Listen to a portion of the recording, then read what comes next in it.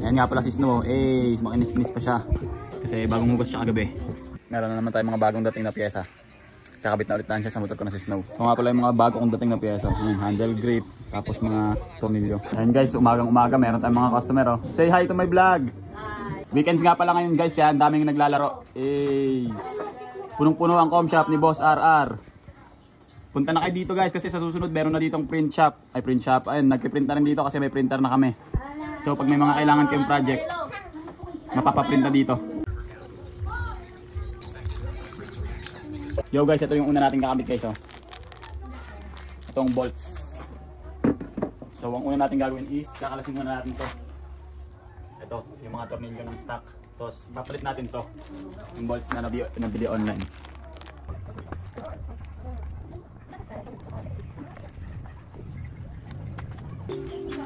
So guys, nabaklas na natin yung mga stock na tornilyo. It's time to salpak na to. Yung mga tornilyong nabili online. Napakaangas. Wow. Ganito nga pala itsura niya guys, pagkabaklas oh. Napakadungis dahil napaputik ng lugar namin. So, balik lang natin. Ito na nga pala ang kinalabasan niya. Nakabots na yung airbox ni Snow.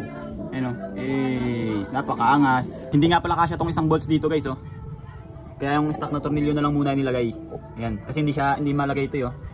Hindi siya nagsisikip, hindi siya sumisikip. Itong dalawa na lang pala ikakabit ko guys, itong handle grip tsaka itong sa brake lever na mga tornilyo. So let's go.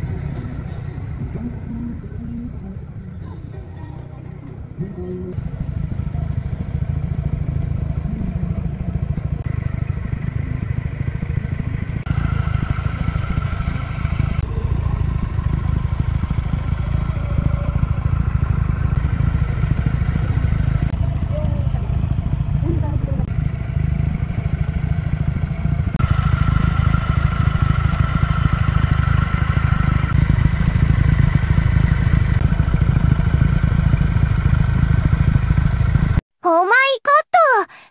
そまだ。エモーショナル